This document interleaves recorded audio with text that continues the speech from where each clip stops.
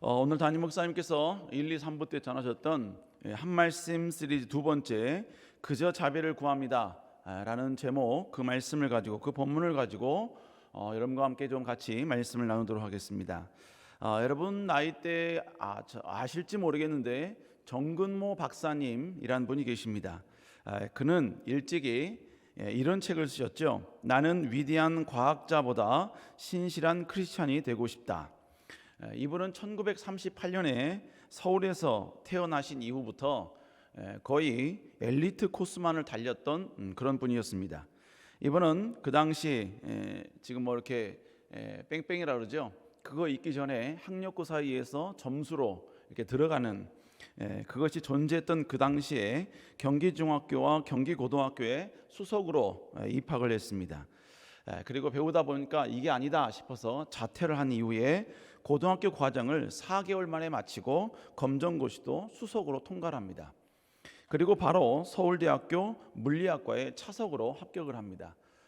교수님, 이때 이분이 학교에 들어갈 때 서울대학교 물리학과가 서울대학교의 거의 탑이었습니다. 그러니까 한마디로 말하면 수재 중에 수재였다는 이야기죠. 서울대학교를 졸업한 이후에 서울대 행정대학원을 또 수석으로 입학을 하였고요. 1년을 공부하다가 미국의 미시건 주립대학으로 옮깁니다. 이때도 수석으로 입학을 했습니다. 석사 과정도 거치지 않고 바로 이제 박사 과정으로 들어갑니다. 그리고 박사 과정도 2년 6개월 만에 마치고 24살의 나이에 박사가 됩니다. 그리고 후에는 그는 MIT 공대의 핵공학과 연구원을 거쳐서 뉴욕 공과대학의 전기물리학과 교수가 됩니다. 그러다가 그분이 한국에 와서 카이스트를 세우는데 결정적인 공헌을 했고, 그리고 카이스트의 부원장으로 취임을 하게 됩니다. 여러분, 지금까지 저도 여러분에게 좀 기록된 그러한 글을 소개하지만 소개하면서 저도 좀 작아지는 걸 느낍니다. 여러분, 정말 이러한 스펙이면 아마 한국에서 누구도 따라올 수 없는 어마어마한 그러한 스펙일 것입니다. 그런데 이런 엄청난 스펙, 그리고 엄청난 지혜, 그리고 엄청난 모든 지능을 가지고 있는 이분도 그의 삶 가운데 역경을 한번 만나면서 그의 인생이 한번 휘청하게 됩니다. 그가 이렇게 한참 명성을 날릴 때 그분에게는 10살 된 아들, 맏아들이 있었는데, 장남이 있었는데 만성 신부전증이라는 병에 걸립니다. 검증 결과 아들의 신장이 길어야 이제 10년 정도밖에 활동을 못한다라는 진단을 받게 됩니다. 현대 의학으로는 도저히 이것이 해결이 안 된다는 것이죠. 이런 절망적인 과정이 있을 때 정근모 박사님은 의학도 어떤 과학도 지금 당신의 상황을 해결할 수 없다는 걸 알고 그는 절대자를 찾습니다. 그분이 바로 하나님이었죠. 그리고 그는 이 고난을 통해서 예수 그리스도를 나의 구주로 영접을 하고 중생의 은혜를 체험한 이후에 그는 온 가족이 다시 한번 예수 그리스도를 믿도록 회심을 하게 됩니다. 그는 훗날 국제원자력기구의 의장이 되었고, 그리고 한국과학기술처 장관, 명지대학교 총장을 역임합니다.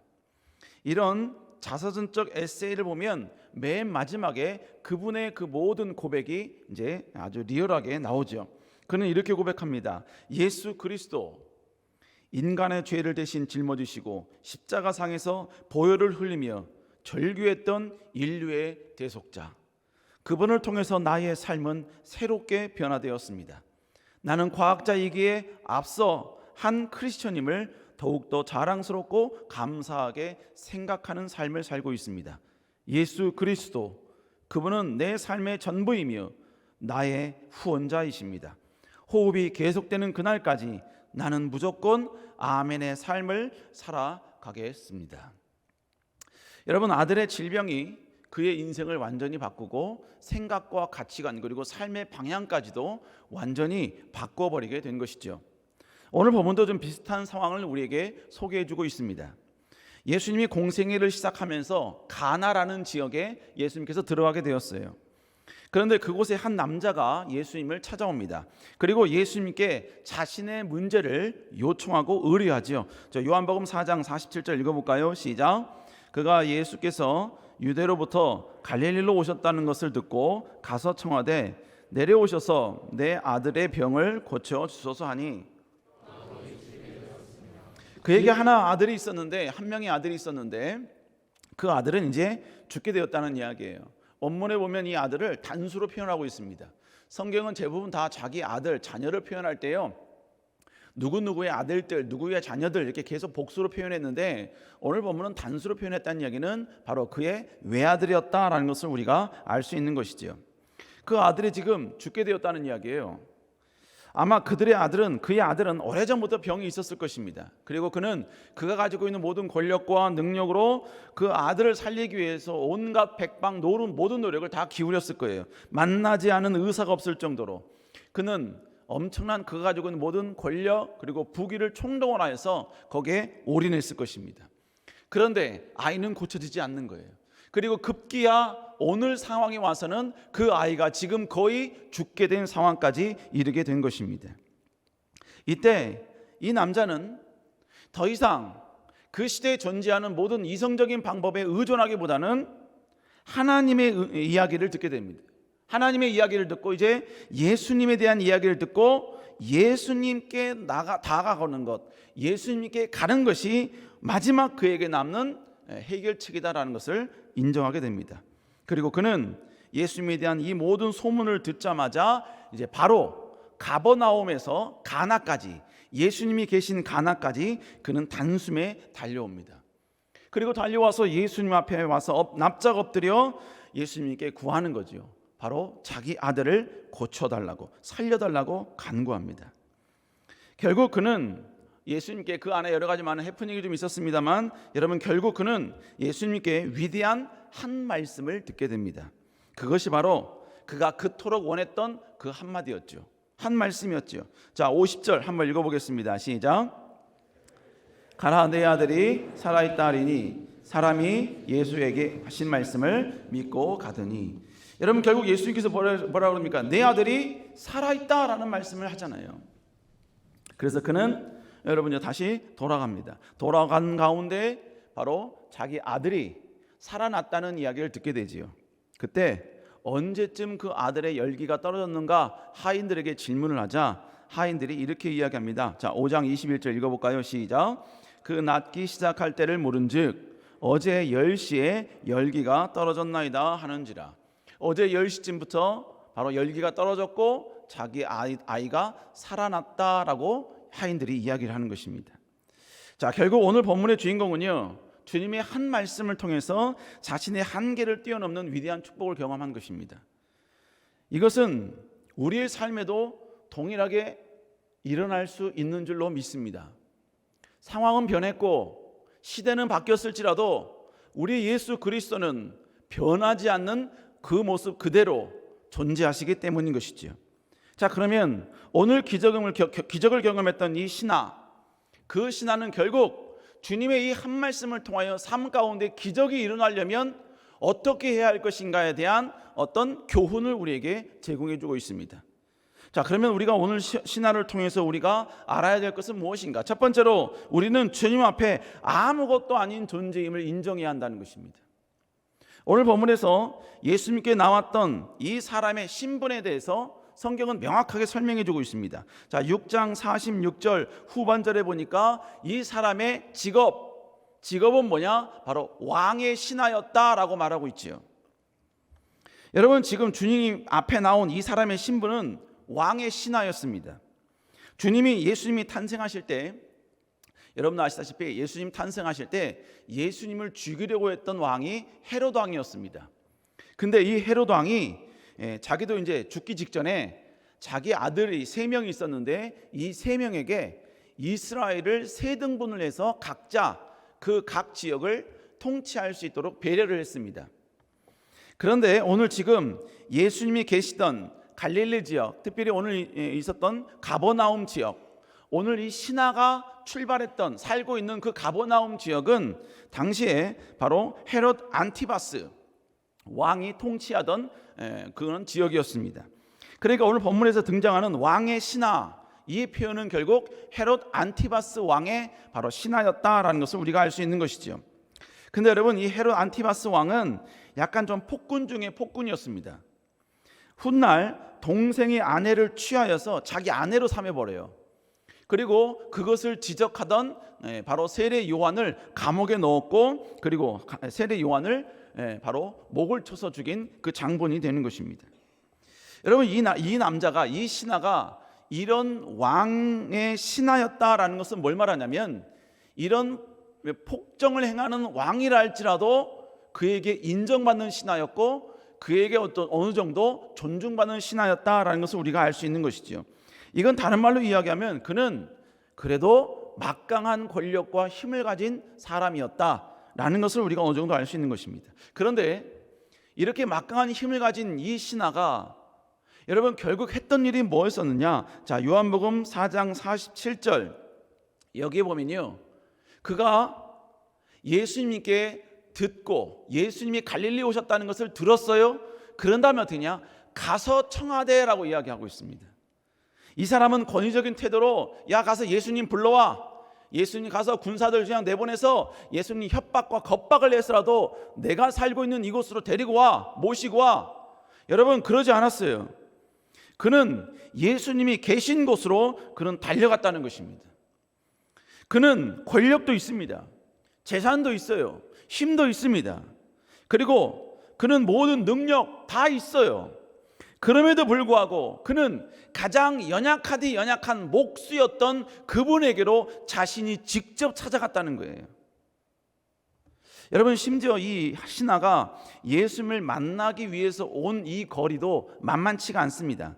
여러분, 46절에 보면, 조금 전에 읽었던 그 본문에 보면 그 하인의 아들이 있었던 곳이 어디냐면 가버나움이었어요.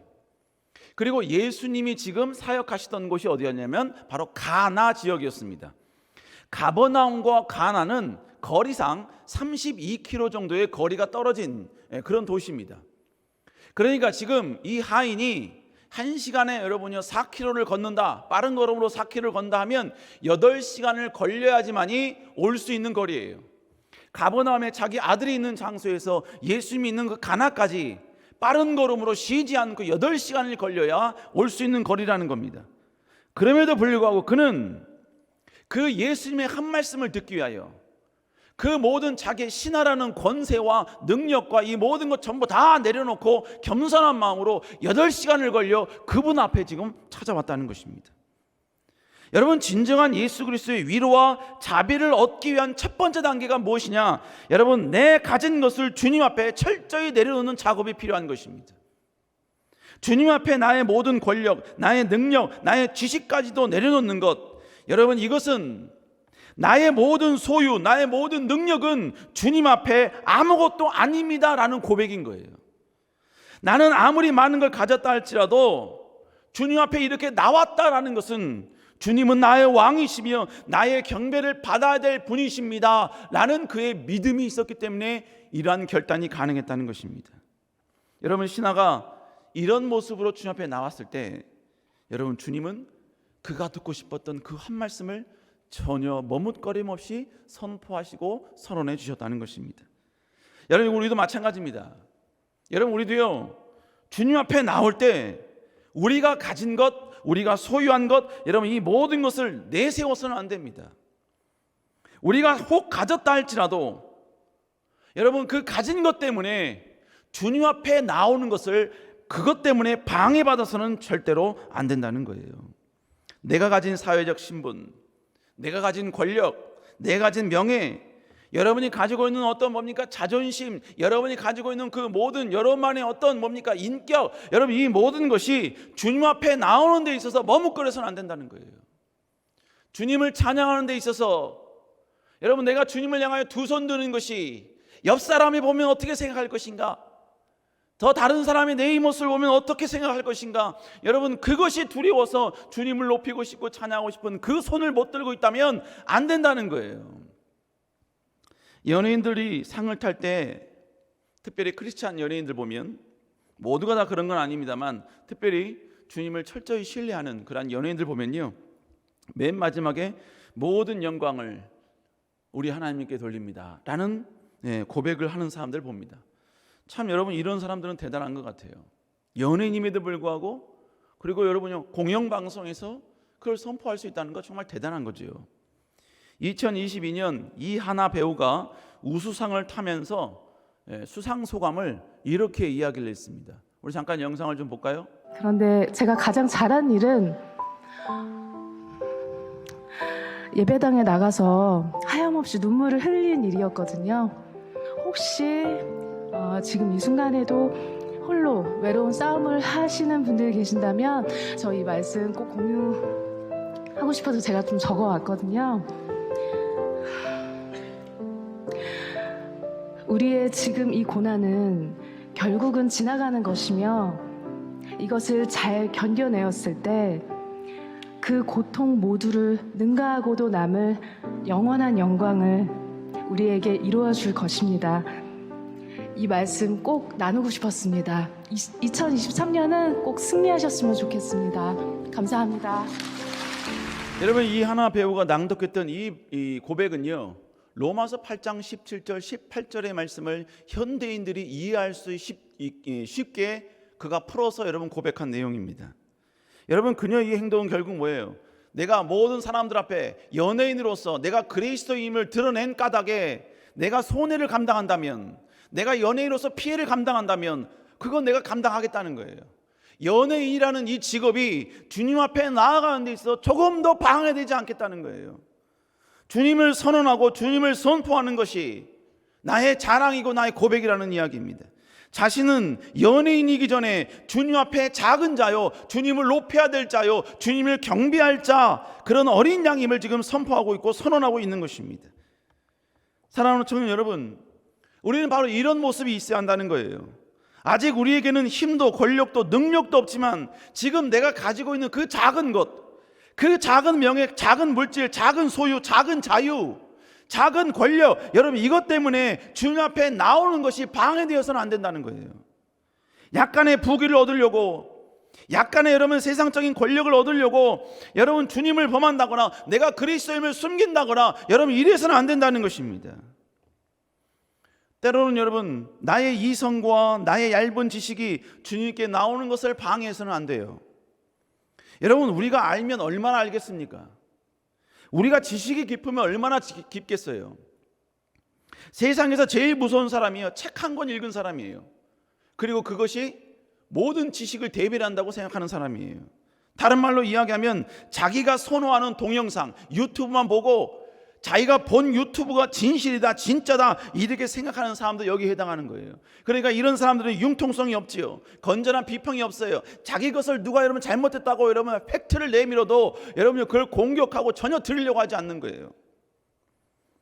여러분 우리는 30-40년 전에 나온 시계의 동작 원리도 모르면서 우리 사용하고 있잖아요. 30년 되지도 않은 핸드폰의 원리도 모르면서 우리는 그냥 사용하고 있잖아요.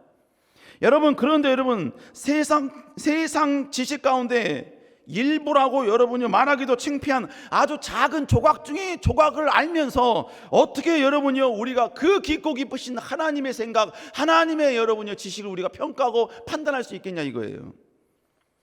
여러분 우리 겨우 살아봤자 여러분 몇십 년을 살아온 거 아닙니까? 그동안 우리가 배운 지식이 많다 그래도 여러분 우리가 얼마나 많겠어요.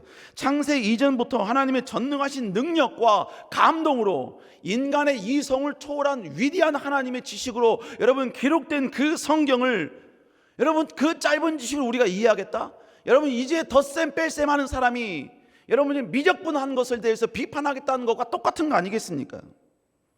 여러분 결국 뭐예요? 자기가 가지고 있는 그 작은 지식, 자기가 알고 있는 작은 논리, 자기가 알고 있는 작은 여러분의 지식이 그리스도를 판단하고 성경을 판단하고 여러분 자기 멋대로 하나님의 말씀과 하나님의 생각을 여러분 비판하고 공격하는 대상이 되어서는 안 된다는 이야기예요.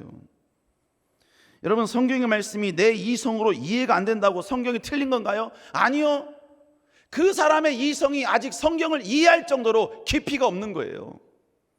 성경을 이해할 만큼 내 이성이 아직 충분하지 못한 거예요. 지식이 풍성하지 못한 거예요. 그러니까 아직 우리가 성경에 대해서 이해할 수 없는 거예요.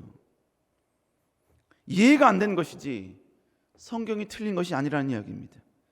컴퓨터의 작동 원리가 내 이성으로 이해가 안 된다고 해서 컴퓨터가 틀린 거예요? 컴퓨터가 잘못된 겁니까? 아니잖아요. 내가 컴퓨터를 이해할 만큼 더 여러분의 깊은 지식이 있어야 되는 것이고 더 폭넓은 여러분요 지능이 우리에게 있어야 되는 거 아닙니까? 여러분 결국 우리는 주 앞에 나아갈 때 내가 가지고 있는 그 지식, 내가 가지고 있는 그 얄팍한 여러분 어떤 여러분의 지능들 이것 때문에 내가 주 앞에 나아가는 것이 방해되어서는 안 된다는 거예요. 우리는 어떤 말씀을 할지라도 그것이 내 이성과 충돌이 될 때 여러분요 내 이성으로 하나님의 말씀을 짓이기려는 것이 아니라 하나님 말씀 앞에 내 이성이 틀렸음을 고백해야 돼요. 그래야 주님 앞에 나아갈 수 있는 거예요. 그래야 여러분 주님께 달려갈 수 있는 용기가 생기는 거예요. 그래야 여러분 32km가 넘는 그 먼 거리에 계신 주님을 찾아갈 수 있는 겸손함이 내 안에 생기는 거예요. 특별히 여러분 내일 모레면 이제 직장인 수련회가 진행이 됩니다. 직장인 수련회 뭐 맨날 그렇지 뭐 가서 뭔 일이 일어나겠어? 그냥 믿음 좋은 몇몇 사람들의 그냥 사건, 해프닝. 여러분 그렇게 자기의 이성으로 그 상황을 판단한다면 여러분 그의 삶 가운데 전혀 주님이 한 말씀의 기적은 일어나기 쉽지 않은 거예요. 내 이성으로 이해되지 않지만 받아들이기 쉽진 않지만 그런 게 있어? 근데 그런 게 진짜일까?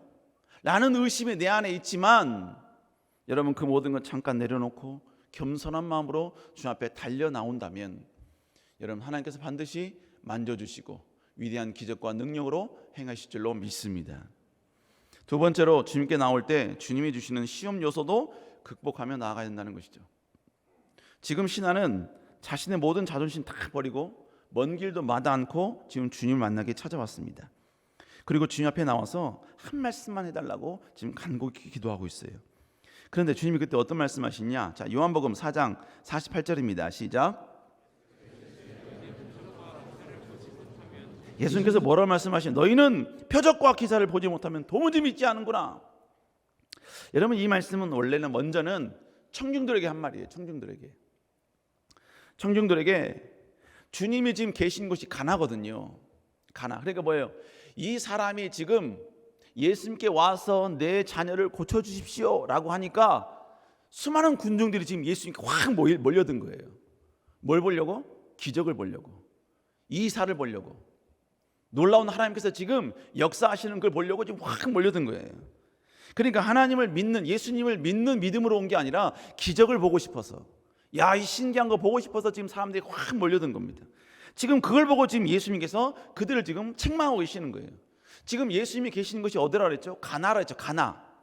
가나는 예수님이 물을 포도주로 만든 최초의 기적 사건이 일어난 장소였습니다. 그렇기 때문에 여러분 그 가나는 예수님의 그 놀라운 기적의 소식이 이미 소문으로 퍼져 있는 곳이었어요. 그 소문을 이미 거기 모인 모든 사람들 다 들었음에도 불구하고 예수님께 지금 또 다른 기적을 혹시 행하지 않을까? 예수님이 여기서 또 다른 역사를 이루지 않을까? 호기심 반 이런 지금 지켜보고 있는 거예요. 지금 예수님은 그들을 향해 경고하고 있는 거예요. 너희는 왜 표적만 구하느냐? 왜 기적만 보려고 하느냐? 여러분뿐만 아니라 이 말은요, 이 왕의 신하에게도 또 하는 충고일 수도 있습니다. 무슨 얘기예요? 동일한 거예요. 야, 너는 왜 못 믿고 기적과 표적을 구하는 거야? 왜? 좀 믿으면 안 돼? 여러분 이 고백이에요.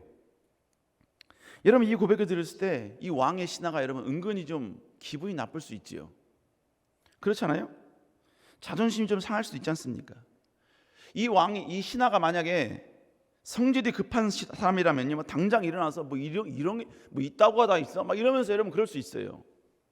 그러면서요 예수님 막 욕하면서 때로는 여러분 쪼잔하게 자신이 가지고 있는 그 능력을 이용해서 예수님을 공격하고 막 보복하고 방해할 수도 있었습니다. 그런데 여러분 이 사람은 예수님의 그런 핀잔을 들었음에도 불구하고 그 핀잔 앞에 여러분 상처를 받을 수 있었음에도 불구하고 그는요 주님께 나아가고 있어요. 주님께 나갑니다. 그래서 뭐라고 합니까? 자, 4장 49절 다시 읽어볼까요? 시작.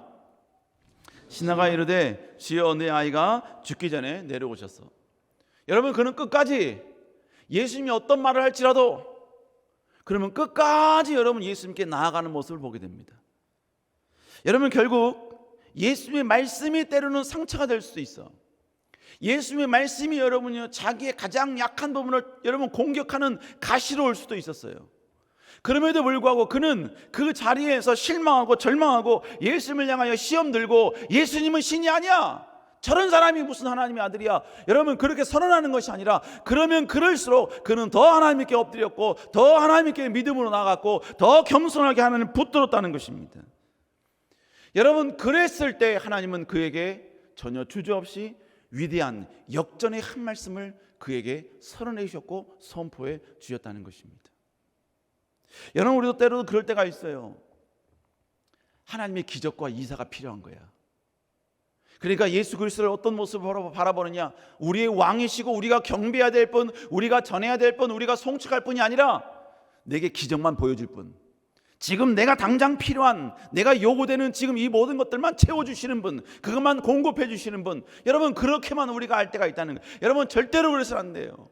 심지어 여러분 내가 하나님께 기도했어요. 하나님 간절히 기도했어요. 그것도 하나님 나라 영광을 위해 기도했다고. 그런데 그 기도가 응답이 안 돼.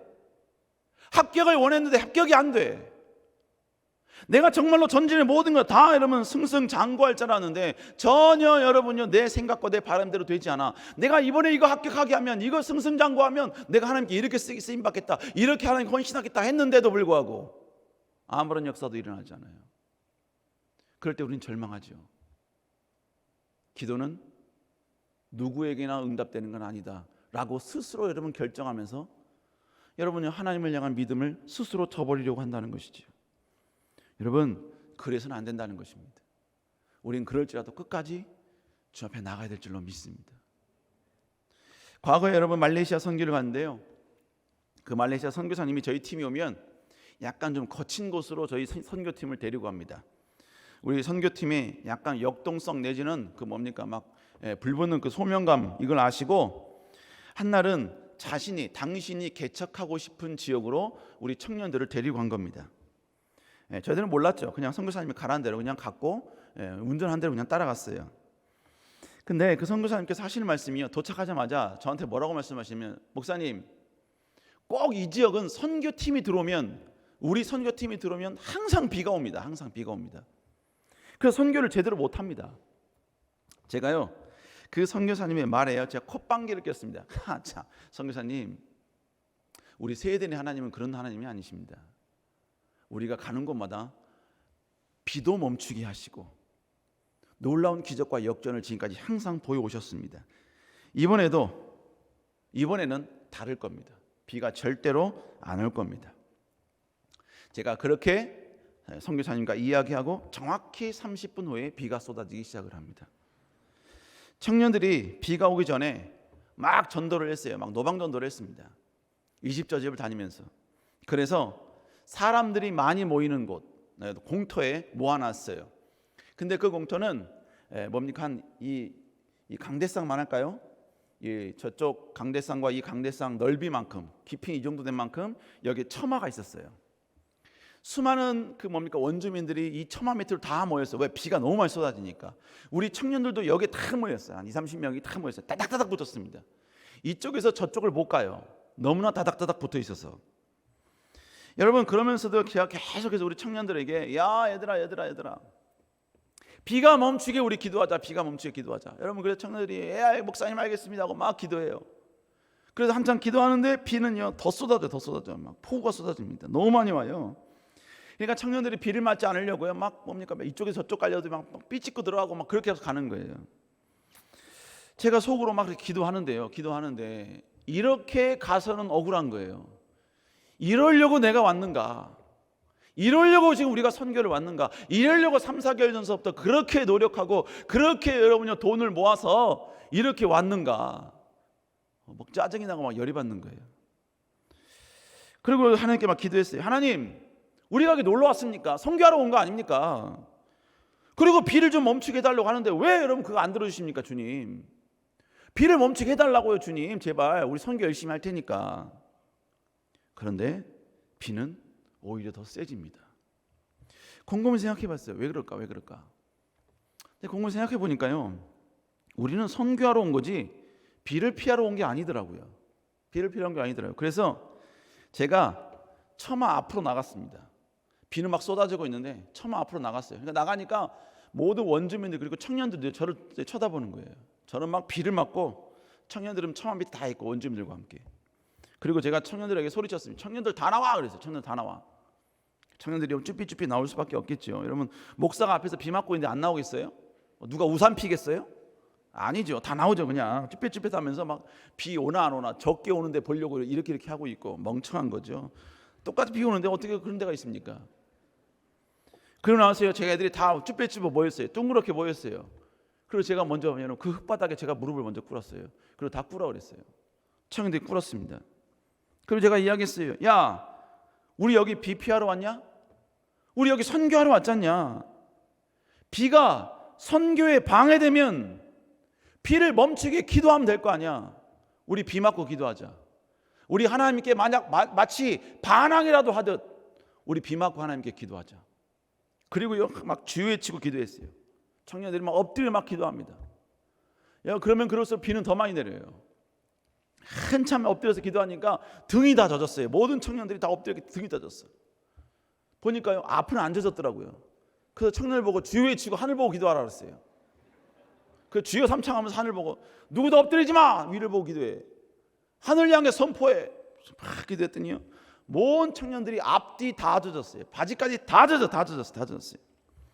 그렇게 한 20-30분을 기도했는데 불구하고 비는 여전히 내려요. 물론 막 아까처럼 폭우는 안 쏟아지는데 여전히 여러분 비는 계속 내리고 있어요. 여러분, 그렇게 다 비를 내리니까요, 비를 다 맞으니까 온 청년들이 다 쫄딱 젖었지요. 그때 제가 청년들에게 이렇게 이야기했습니다. 야, 비 다 젖었지? 그래서 예, 다 젖었어요. 그러면 비를 피할 필요가 있냐 없냐? 피할 필요가 없죠. 왜 다 젖었습니까? 그래서 제가 외쳤습니다. 그러면 가라. 가서 전해라. 복음을 전할 때 비가 절대로 방해될 수 없다는 것을 온 천하에 알리고, 이 폭우 속에서도 우리는 예수 그리스도를 전한다는 것을 알려라. 예수 그리스도는 그를 가치 있는 분이라는 것을 선언해라. 그래서 청년들이요, 아멘 하더니요, 애들이 마치 뭡니까? 전쟁 나가는 애들처럼 마치 여러분이 보물찾기 하는 거 찾는 애들처럼 그냥 후다닥 흩어지니 막 집집마다 돌아다니면서 막 더러운 사람들 막 찾아오기 시작을 해요. 그리고요, 그 모든 사람을 전부 다 이 처마 안에 집어넣고 모든 청년들 1시간 정도 앞에서 비 맞으면서 여러분요, 그 안에서 복음 찬양하고 복음 스키 타고 모든 일정을 전부 다 마쳤어요. 여러분, 비를 멈추게 해줬어야죠, 주님이. 그렇게 여러분 선교를 위해서, 복음을 위해서 비를 멈추게 해달랬으면 비를 멈추게 해줬어야죠. 근데 주님은 비를 멈추게 해주지 않았어요. 그러면 끝난 건가요? 아니요. 더 여러분이 비를 멈추게 해달라고 더 여러분 역동적으로 비가 오는 그 장소에 가서 하나님께 울부짖고 하는 게 기도했어요. 물론 온몸은 다 비에 젖었지만 참 희한하게 기도해서 비가 멈추는 것보다 그 비 속에서 기도하는 것이 청년들에게 위대한 능력이 되었고, 훗날 여러분 거기 있는 여러분 모든 원주민들이, 아니 저 청년들은 비 오는데 왜 저렇게 밖에 나가서 기도하냐고, 누구한테 기도하냐고 선교사님께 물었대요. 그래서 선교사님이요, 저 사람들이 믿는 하나님께, 신께, 예수 그리스도께, 구원자께 지금 간절히 기도하는 거다. 그렇게 이야기했다는 겁니다. 물론 여러분이 우리의 모든 행사가 다 끝났을 때 비는 완전히 다 그쳤고 화창하게 기었습니다.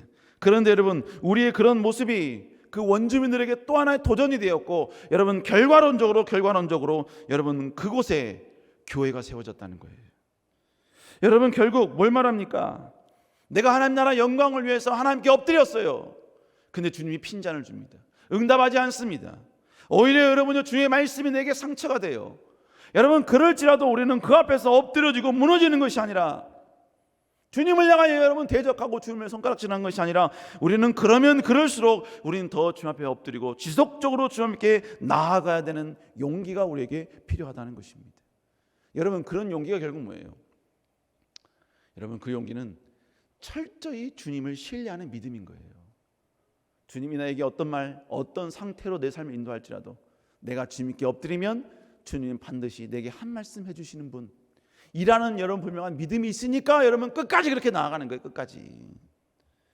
우리 사랑하는 여러분, 주님의 이 한 말씀이 우리의 삶 가운데 역사로, 역전으로 이루어지기 위하여 지금 당장 아무런 역사도 아무런 기적도 일어나지 않는다 할지라도 끝까지 주님께 겸손함을 유지하며 엎드려 주께 나아갈 수 있는 여러분 될 수 있기를 다시 한번 주 이름으로 축복합니다.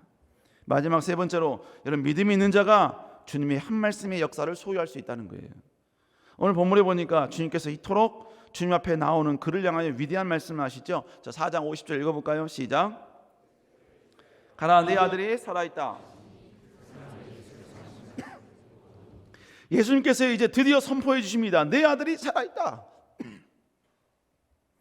그러자 여러분, 그는 예수님을 믿고 돌아갔다라고 표현하고 있습니다. 여러분, 제가 설교 초반에 신하의 아들이 있는 곳이 가버나움이라고 그랬죠. 그리고 지금 예수님과 이 신하가 대화를 나누는 곳이 가나라고 그랬어요. 그 거리는 32km라고 그랬습니다. 여러분, 지금 이 사람이 만약에 예수님께서 네 아들 고쳐졌다 가라 이랬을 때 이 사람이 예 하고 갔는데, 여러분 8시간 넘게 여러분 자기 집에 갔는데 아들이 고쳐졌다는 보장은 없는 상태로 가는 거예요. 근데 막상 갔는데 아들은 안 고쳐지면 어떻게 합니까? 다시 와야 되잖아요. 근데 왔다 갔다 하면 이미 여러분 시간은 오래됐고 예수님 어디 간지 모르지요. 그러니까 지금 그가 예수님을 믿지 않는다면, 예수님을 정말로 내가 신뢰하지 않는다면, 주님 제발 부탁인데 내 손잡고 나랑 좀 같이 가시죠 이랬을 거예요. 그러나 지금 이 사람은 전혀 예수님을 끌고 갈 생각 않고 알겠습니다 하고 그는 자기 집으로 갔다는 거예요. 여러분, 이 고백 속에는 뭘 말이느냐? 철저한 주의 말씀에 대한 신뢰가 있는 거예요. 중간에 가면서 불안과 초조도 있을 수 있겠지요. 그러나 이 왕의 신하는 가라, 내 아들이 살아있다라는 이 한 말씀, 이 명제 하나, 이것만 붙들고 그는 철저히 여러분요 하나님을 신뢰하는 마음으로 주 앞에 갔다는 것이죠. 여러분, 주님에 대한 이 믿음은 결국 뭐예요? 행동으로 증명이 되는 것입니다. 아, 나는 하나님 너무 사랑해. 난 하나님 너무너무 사랑해. 난 하나님 너무너무 사랑해. 근데 여러분, 그 사랑을 여러분 행동으로 어떻게 표현하겠습니까? 그토록 하나님을 사랑하는 그 사랑의 마음이 어떻게 표현이 되냐고요. 여러분, 저는 자식을 너무 사랑합니다. 너무너무 사랑해요. 그래서 여러분요, 자식이 저를 껴안고 제 귀에다가 여러분 아빠 용돈 좀 줘라고 속삭여도요, 저는 줍니다. 아빠 등록금 내야 돼, 등록금 좀 줘봐. 전 줍니다. 무엇을 원해도 다 줍니다. 아낌없이 줍니다. 절대 여러분 전혀 여러분요 고민하지 않습니다. 즐거운 마음으로 줍니다. 왜요? 사랑하니까. 사랑하면 행동하게 되어 있습니다. 사랑하면 사랑한 만큼의 내 행동과 내 액션과 내 증명이 내 모습으로 나타나게 되어 있습니다. 하나님을 사랑한다고요? 진짜 하나님을 사랑한다고요? 믿는다고요? 도대체 뭘로 증명할 겁니까? 뭘로 나타낼 겁니까? 무엇으로 여러분 하나님께 그걸 증명받을 것입니까? 우리의 행동과 우리의 모습과 우리의 모든 결단이 우리의 모든 하나님에 대한 사랑과 믿음에 대한 증거와 증명으로 나타나게 되는 것입니다. 사랑하는 여러분, 주일 성수 한 번 하면 신앙생활 잘한 거예요? 그건 그만큼만 하나님 사랑하는 거예요. 그러면 하나님도 그만큼만 그에게 역사하는 거예요. 세상에 나가서 예수 그리스도에 대해서 전혀 침묵하고 전혀 예수님과 관계없는 인생을 살아요? 그리고 세상 사람과 동일한 삶을 살아요? 그것이 하나님을 사랑하는 모습이라면 하나님도 그만큼 그에게 역사하시는 거예요. 그 정도 수준에서 역사하시는 거예요. 오늘 본문에 등장하는 이 사람은 자신이 신하라는 것도 다 모든 사람 앞에 공개하면서 하나님 앞에 엎드렸습니다. 그랬을 때, 그리고 여러분 예수님이 가라 했을 때 그걸 믿고 신뢰하는 마음으로 나아갔다는 것이죠. 그랬을 때 여러분 그는 위대한 기적과 능력을 경험하게 되었다는 것입니다. 우리 사랑하는 여러분, 우리 다시 한번 이런 믿음을 가지고 주 앞에 결단으로 나아갈 수 있는 여러분 되시길 다시 한번 주 이름으로 축복합니다. 근데 중요한 게 뭔지 아세요? 이 신하는 주님을 단지 문제를 해결해 주는 사람으로 치부하지 않았어요. 그는 영원한 구원자이시며 창조주라는 사실을 그는 믿는 단계까지 나아갔다는 거예요. 자, 무슨 얘기냐? 그는 아들이 고침받았다는 걸 발견했죠. 친아들에 의해서. 그랬으면요, 아 할렐루야 기쁘다. 우리 아들과 함께 이제 고침받았으니까 우리 그냥 마음껏 즐기자, 파티하자, 즐기자. 모든 사람을 다 초청해. 우리 아들 살아났어. 즐기자. 내가 나의 아들이 살아난 그 자체만을 기뻐하면서 파티를 열거나 여러분 그렇게 즐거운 단계에서 끝나지 않았어요. 그럼 그 다음 본문에 뭐라고 합니까? 우리 4장 53절 읽어볼까요? 시작. 예수께서 내 아들이 살아있다 하신 말씀을 그때인 줄 알고 자기와 그 온 집안이 다 믿으니라. 본문에 뭐라 그래요? 자기와 온 집안이 다 믿으니라. 다른 말로 뭡니까? 지금 이 사람은 아들이 살아나는 것을 보고 예수 그리스도는 진정한 구원자이시구나, 진정한 하나님이시구나, 하나님의 아들이시구나, 이걸 믿고 모든 가족들을 회심시켜버린 거예요. 모든 가족들에게 예수 그리스도 앞에 무릎 꿇으라고 여러분 인정하고 그들을 고백하게 만들어버린 거예요. 여러분 경험은 누가만 있어요? 자기 혼자만 한 거예요. 여러분 지금 오늘 본문에서 이 아들이 살아난 그 이유, 그 원인은 아무도 몰라요. 이 신하만 아는 거예요. 왜? 예수님께서 그렇게 말씀하셨기 때문에. 그 마을, 그 집안에 있는 사람들은요, 어제 7시부터 얘가 갑자기 열기가 지금 식어졌네, 야 좋아졌네, 호전됐네, 지금까지 뭐 먹었던 약이 좀, 약발이 좀 이렇게 지금부터 나오나 보네. 여러분 그렇게 생각할 수 있어요. 그러나 이 사람은, 이 신하는 이게 철저히 하나님이 말씀하신 그 시간에 일어났다는 걸 알았어요. 그렇기 때문에 그분이 우리의 구원자요, 우리의 왕이요, 하나님의 아들이라는 사실을 믿었던 것입니다. 믿었으니까 자기 온 집안 식구들을 전부 다 회심시켜버린 거예요.